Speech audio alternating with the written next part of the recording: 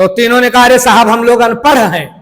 पादरी बहुत खुश हुआ कि अनपढ़ है, तो अनपढ़ है तीनों फकीर, तो इनको रास्ते से हटाना बहुत आसान है।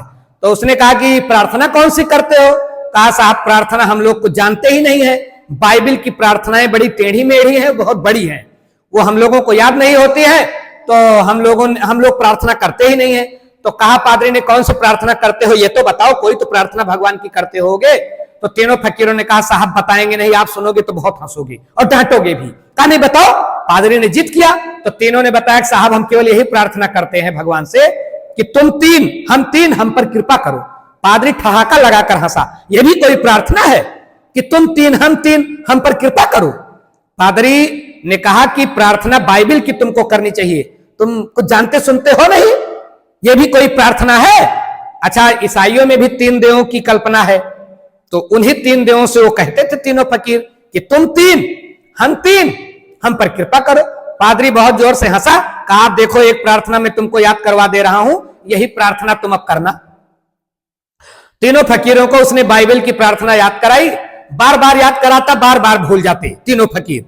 तो अंत में किसी तरह से याद हो गया, वो प्रेयर याद हो गई।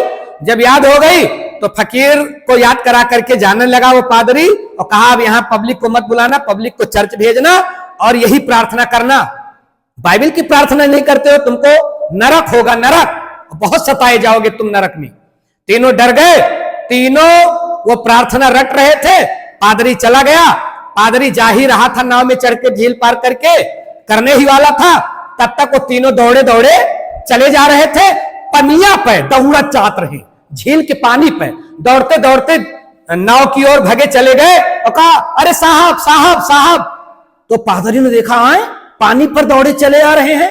कहा अरे साहब 1 मिनट, जो प्रार्थना आपने याद कराई थी वो हम भूल गए, एक बार फिर से प्लीज बता दीजिए, उसको हम भूल गए, नहीं तो बड़ी दिक्कत होगी। पादरी नतमस्तक हो गया। पादरी ने कहा जो तुम प्रार्थना करते थे वही प्रार्थना अच्छी है, तुम्हारी प्रार्थना जैसी थी वो सुन ली गई, लेकिन मेरी प्रार्थना बहुत अच्छी है, सुनी नहीं गई, क्योंकि ईश्वर जो है वो प्रार्थना हृदय की स्वीकार करता है।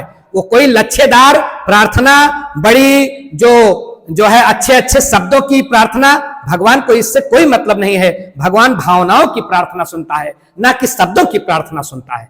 पादरी नतमस्तक हो गया और कहा जो प्रार्थना तुम करते हो वही करो।